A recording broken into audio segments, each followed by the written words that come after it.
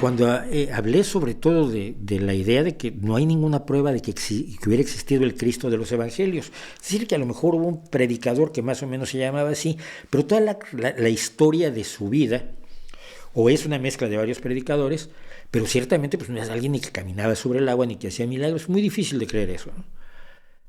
Pero no hay pruebas de que haya habido el Jesús de los Evangelios que haya vivido en la época en la que se dice que vivió. Todos los informes que tenemos son posteriores, los evangelios son posteriores, San Pablo, Saulo de Tarso es posterior, las antigüedades judías de Flavio Josefo son posteriores, todo ocurre, no hay informes contemporáneos.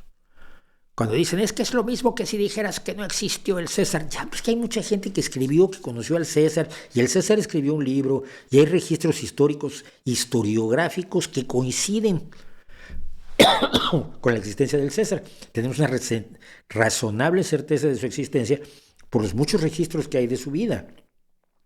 Porque la gente que convivió con él lo escribió, porque él escribió. Pero de Cristo no tenemos eso. Y cada vez que digo eso, alguien sale con este argumento. Yo no me lo imaginaba y me llamó mucho la atención.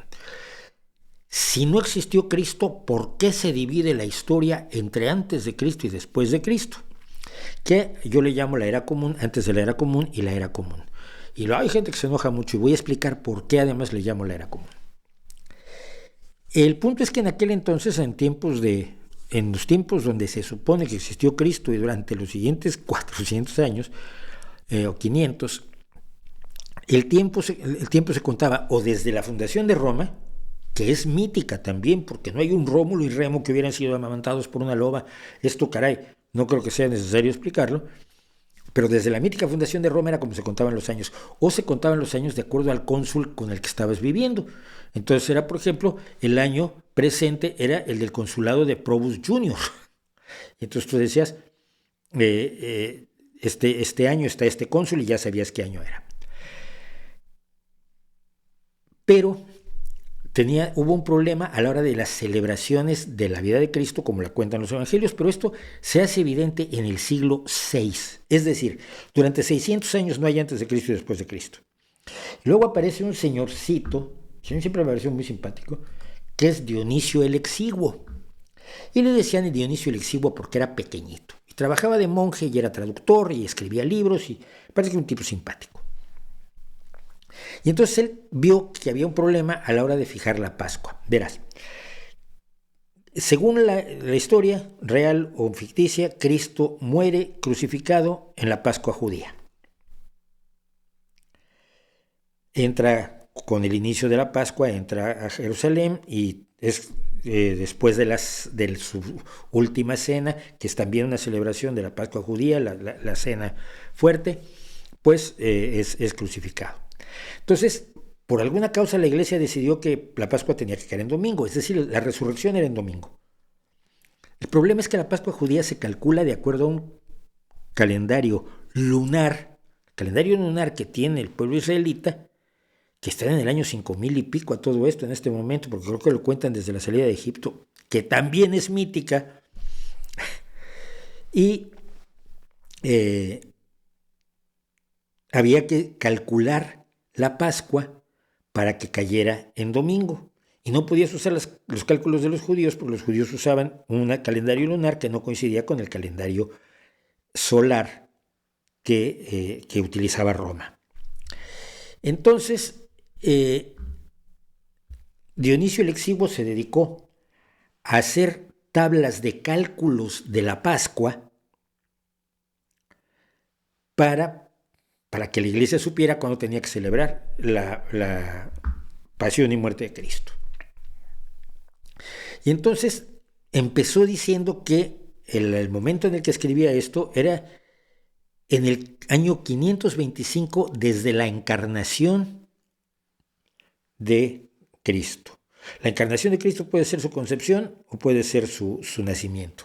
Pero era el año 525, que era el año del consulado de Probus Junior, precisamente. ¿Cómo llegó a esto don Dionisio el Exiguo? Nadie lo sabe. Se calcula que utilizó un sistema de numerar los años para reemplazar los años dioclecianos que se habían usado en las antiguas tablas de la Pascua. Y quiso dejar esta forma de contar los años y de calcular la Pascua porque celebraba a alguien que había perseguido a los cristianos, Diocleciano. Es entonces cuando hace sus tablas las tablas de la Pascua, que ahora han sido sustituidas por otras, pero además es complicadísimo. La Pascua es, según Dionisio, el domingo posterior al primer día 14 de la luna llena que ocurra después de las 12avas calendas de abril, que es el 21 de marzo, hasta 12 días antes del 1 de abril, inclusive.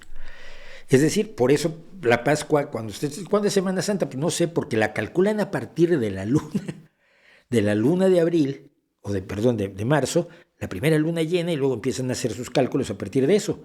Entonces puede ser una diferencia de 28 días de luna llena, a lo largo al paso de los años, cuando se celebra la Semana Santa. Dicho eso, hasta el año 731 no se usó la idea del año después del nacimiento de Cristo, y por lo tanto no se registraba nada antes del nacimiento de Cristo.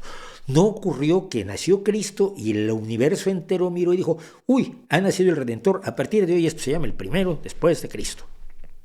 ¿Y cómo se llama el anterior? Pues el primero antes de Cristo. Y no hay año cero, porque cuando te cuentas los dedos empiezas en el 1 y no empiezas en el 0. Esto, discusión ya la tuvimos.